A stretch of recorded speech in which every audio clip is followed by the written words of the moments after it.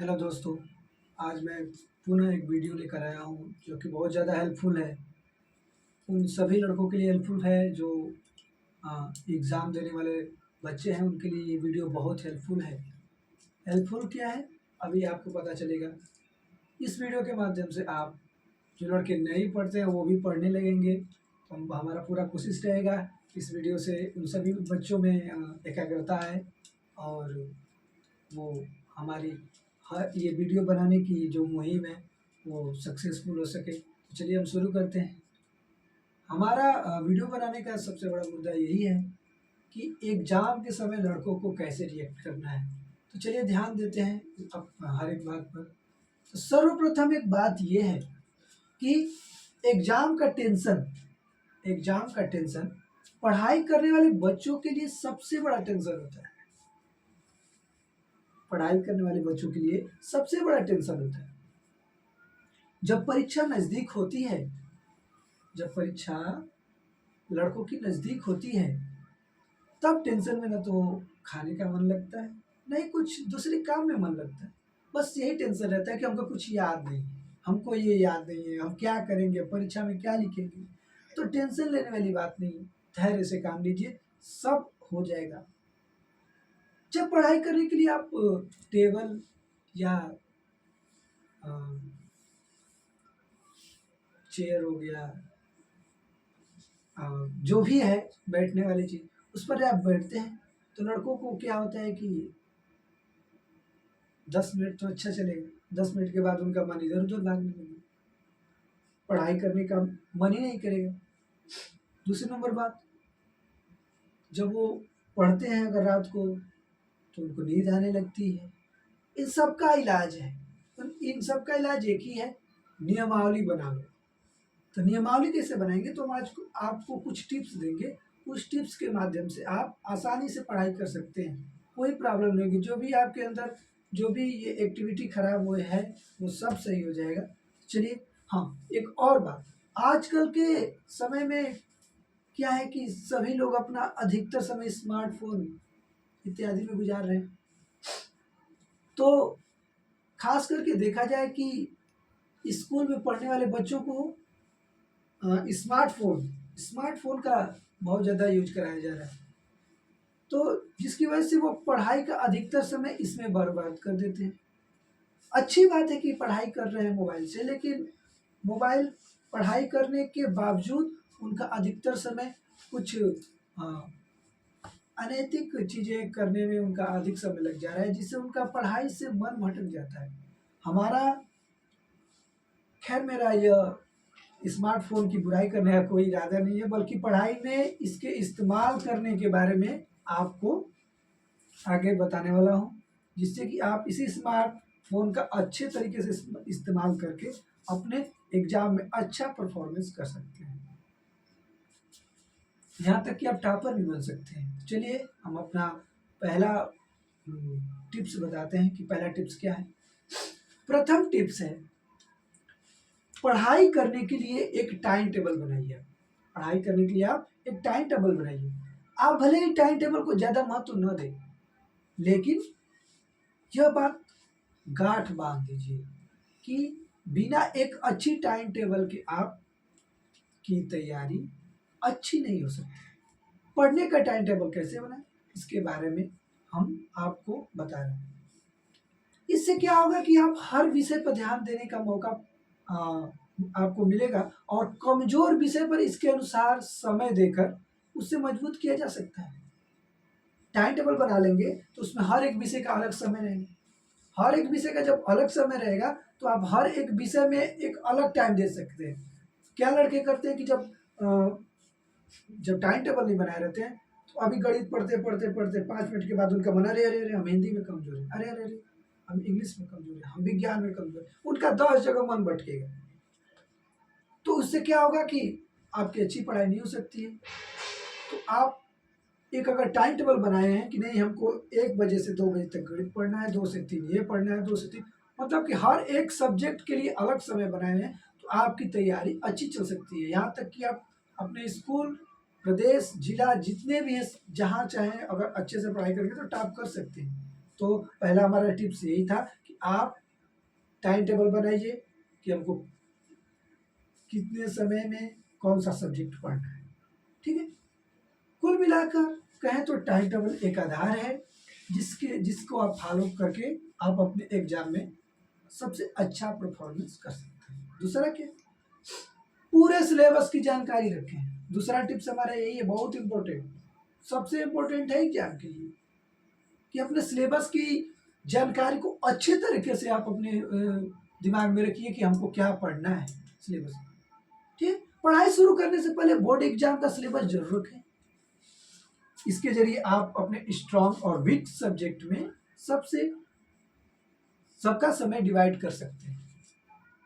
कहने का हमारा यही मतलब है कि आपका जो भी कमजोर विषय है उसके लिए कुछ अधिक समय ले लीजिए, जो आपका थोड़ा स्ट्रॉन्ग सब्जेक्ट है उसमें कम समय ले लीजिए, लेकिन हाँ वीक सब्जेक्ट में आप थोड़ा उस पर ज़्यादा टाइम दीजिए। और हाँ, इसी तरह से आप सिलेबस की बात हो गई तो आप सिलेबस को चेक करते रहिए। किताब आ रही हैं, हमने 2023 में देखा था कि 22-23 यही था जिसमें गवर्नमेंट की तरफ से कुछ सिलेबस की कटौती की गई थी, अब शायद उसको ऐड कर दिया गया है। तो उस सिलेबस के अनुसार उसमें क्या था कि सिलेबस इधर से उधर हो गया था, कुछ कट गए थे जो कि हमको नहीं पढ़ना था, उसको भी कुछ लड़के पढ़ लिए थे, जिन लड़कों को जानकारी थी वो लड़के नहीं पढ़े थे, तो उनका तो बात ठीक हो गया। लेकिन आप क्या करेंगे कि आप पहले अपने टीचरों से सिलेबस की जानकारी ले लीजिए कि हमको सिलेबस अगर नहीं मालूम है तो आप टीचर से जानकारी ले सकते हैं कि आपको सिलेबस में क्या पढ़ना है। तो ये भी आपके लिए एक बहुत अच्छा टिप्स हो सकता है। टिप्स हो सकता ही नहीं, होएगा ही होएगा, क्योंकि सिलेबस जब क्लियर नहीं रहेगा तो एग्जाम क्या दोगे बताओ। तो हम आपको ये कहेंगे कि सिलेबस कंफर्म कर लीजिएगा। हम अपने अगले टिप्स पर चलते हैं। अगला टिप्स है रेगुलर पढ़ाई करें। भाई रेगुलर क्या करते हैं कि देखिए हमारी भाषा में एक बात है कि 2-3 दिन खूब चाप लगा के लड़के पढ़ेंगे एकदम है, हम अब घूमब नहीं, घूमब ना, भोजपुरी में घूमब ना, हाई करब वो करब और खाली पढ़ब हम, ऐसी बात नहीं है। वो लड़के क्या करते हैं कि बस बोलते हैं कि हम पढ़ब, एक दिन पढ़िए खूब मन से, 1 दिन 2 दिन पढ़ेंगे अच्छे से और तीसरे दिन के बाद हो गया बस। अब वो न्यूटन बन रहे थे, अब न्यूटन से वो कुछ और बन जाएंगे। अब क्या बन जाएंगे आप समझ ही रहे हैं, वो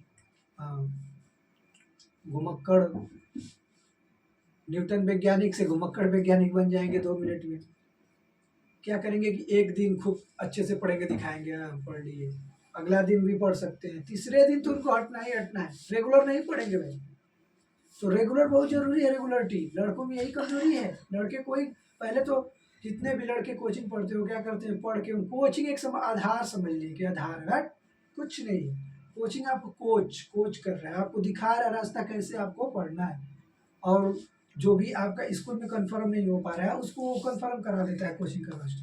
लेकिन उसका असली काम क्या है पढ़ाने का, कि आप जो भी देखिए जो स्कूल में आपको पढ़ाया जाता है उसी को वो भी क्या करता है, पढ़ाता है। वो क्या करता है, उसको रिवाइंड कर देता है आपको। और अगर आप सोचिए कि जब स्कूल के टीचर के पढ़ने के बाद जब आप आके रिवाइंड करते हैं तो कोचिंग वाले से आपको अच्छी जानकारी मिल जाती है, परंतु अगर आप उसको तीसरी बार रिवाइंड कर लें घर पे तो बताइए क्या होगा, आप टॉपर बन सकते हैं। लेकिन ये तो करेंगे नहीं, ये करेंगे तो भाई आप कमजोर हो सकते हैं, यही आपके दिमाग में चल रहा होगा। मतलब लड़कों का यही होता है, अरे बेवकूफ़ों कमजोर थोड़े नहीं होगे, करोगे तो टॉपर बनोगे, लेकिन ये तो होगा नहीं। तो इसलिए हमारा यही करने का अर्थ है कि रेगुलर पढ़िए भाई, रेगुलर बहुत जरूरी है। अक्सर देखा जाता है कि बच्चे बड़े उत्साह से पढ़ाई शुरू करते हैं और लेकिन फिर बीच में पढ़ाई को करना छोड़ देते हैं, जिससे उनका जो रिदम होता है ना वो टूट जाता है। ऐसा करने से आप जो टॉपिक्स पढ़ते हैं वो अगले दिन भूल भी जाते हैं। सबसे ज़्यादा फॉरगेटेड पावर लड़कों में आ गया, अरे बेवकूफ़ हूँ, फॉरगेटेड पावर कहाँ से है? तो फॉरगेटेड पावर यही है, फॉरगेटेड पावर और कोई नहीं है। फॉरगेटेड पावर रेगुलर नहीं पढ़ोगे तो फॉरगेट होगा ही ना, ये कोई मेमोरी थोड़ी नहीं कि जाके इसमें सेट हो जाएगा। ये कोई मेमोरी थोड़ी नहीं, ये कोई डिवाइस है क्या दिमाग की, जाके उसमें फिट हो जाएगा, फिर जब तक आप उसको डिलीट नहीं करेंगे। अरे वो नहीं है, ये दिमाग है, इसको आप मशीन मत समझिए। अगर आपको इसको मशीन बनाना है तो रेगुलर इसको अपडेट करते रहिए, दम ये मशीन बन जाएगा, भूलेगा नहीं कभी भी। लेकिन ये तो आप करेंगे नहीं भाई, कहाँ से करेंगे, करेंगे तो दिक्कत हो जाएगा बेवकूफ। नेक्स्ट, रेगुलर पढ़ाई भी भाई, रेगुलर पढ़ाई पढ़ते रहिए, हम आपको ये समझा देंगे। चौथा टिप्स हमारा ये कि ब्रेक ले लेकर ही पढ़ें। ये बहुत अच्छी टॉपिक्स है, भले ही आपका एग्जाम बहुत नज़दीक हो, आप कभी भी ऐसा ना करें कि लगातार 4 घंटा 5 घंटा 6 घंटा को पढ़ते रहिए, वो भी बिना किसी ब्रेक के। ये गलत है, बरियाई नहीं करिए पढ़ाई से।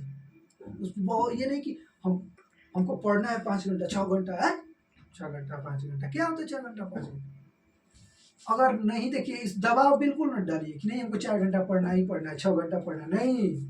जितना आपका दिमाग काम कर रहा है उतना ही पढ़िए, बीच बीच में ब्रेक लीजिए। अगर आप मान लीजिए कि आपका एक समय सारणी जो हम बताएं उसके अनुसार पढ़ रहे हैं तो 4 घंटा, अब ये नहीं कि 1 के बाद 2 बज गए, 1 से 2 गणित, 2 से 3 विज्ञान, 3 से 4 ये हिंदी अंग्रेजी, नहीं, 1 से 2 पढ़ लिए तो जो 2 से 3 पढ़ना उसमें आप आधा घंटा ब्रेक लेके अपना दिमाग थोड़ा सा सेट करिए, ठीक है, लगातार नहीं। 1 घंटा पढ़ लिए तो थोड़ा सा दिमाग पे रिलैक्स दीजिए। अभी नहीं कि अब रिलैक्स देने के लिए बोल रहे तो शुरू कर दीजिए रील देखना, रील मत देखिएगा, कुछ और काम कर लीजिएगा, थोड़ा सा घूम लीजिएगा बाहर जाके, या कुछ और अच्छे काम करिएगा, ये नहीं रील मोबाइल को नहीं भाई कहेंगे, ठीक है। तो ये बहुत ज़रूरी है कि आप ब्रेक ले लेकर ही पढ़ें, इससे आपका क्या होगा कि दिमाग में स्थिर रहेगा वो चीज़। अगर आप अब दबाव देंगे कि ना हमको 4 घंटा 5 घंटा, 4 घंटा 5 घंटा ऐसे जहाज देखे हो ना, धुआं छोड़ते हुए जाती है, जब आगे बढ़ती है धुआं छोड़ते हुए चली जाती है, लास्ट में धुआं खत्म हो जाता है, वही तुम्हारा हाल होगा। खूब रेस में जहाज जैसे आ रहे हो, पीछे धुआं छोड़ते हुए निकल जाओगे, कुछ नहीं मालूम चलेगा। इसलिए भाई ब्रेक लेकर ही पढ़ो। चलो आगे टिप्स बताते हैं। लगातार एक ही विषय ना पढ़ें,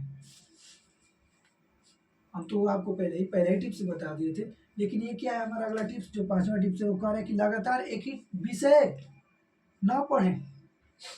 अभी नहीं कि खाली गणित पढ़ रहे हैं तो गणिते पढ़ते रहे ना, गणित ये नहीं कि खाली गणित पढ़ रहे हैं हाँ गणित पढ़ेगा ना, आगे भी दूसरा भी सब्जेक्ट, जैसे जब आप टाइम टेबल बनाए तो इस बात पर तो ध्यान रख ही सकते हैं कि हमको विषय को 1-1.5 घंटे में अपडेट कर देना है, दूसरा बदल देना है, ठीक है। इससे ज़्यादा विषय एक दिन में पढ़ाई ना करें।